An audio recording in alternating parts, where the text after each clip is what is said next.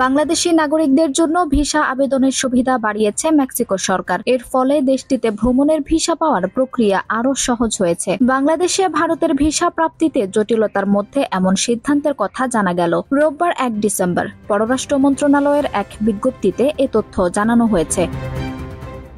বিজ্ঞপ্তিতে বলা হয়েছে, নতুন ঘোষিত সুবিধার আওতায় বাংলাদেশি নাগরিকরা এখন এশিয়া প্রশান্ত মহাসাগরীয় অঞ্চলের যে কোনো মেক্সিকান দূতাবাস বা কনসুলেটে বা বিশ্বব্যাপী অন্যান্য স্থানে তাদের ভিসার আবেদন জমা দিতে পারবেন। পররাষ্ট্র মন্ত্রণালয় বলছে, এই সুবিধা বাংলাদেশ ও মেক্সিকোর মধ্যে যোগাযোগ বৃদ্ধি, বাণিজ্য ও বিনিয়োগ বৃদ্ধি, সাংস্কৃতিক বিনিময় এবং বৃহত্তর যোগাযোগ বৃদ্ধি করবে বলে আশা করা হচ্ছে।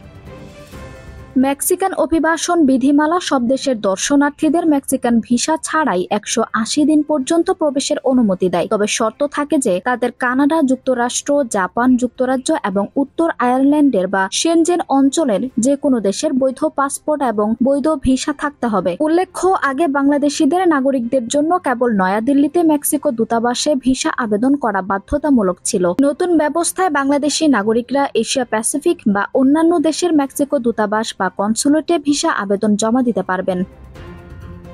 বৈষম্য বিরোধী ছাত্র আন্দোলন ঘিরে জুলাই-আগস্টের অস্থিরতা প্রেক্ষাপটে নিরাপত্তার কথা বলে বাংলাদেশিদের জন্য ভিসা আবেদন প্রক্রিয়া বন্ধ রেখেছে ভারত। এখন শুধু মেডিকেল সহ জরুরি কিছু ভিসা দেওয়া হচ্ছে বলে জানিয়েছে দেশটির সরকার।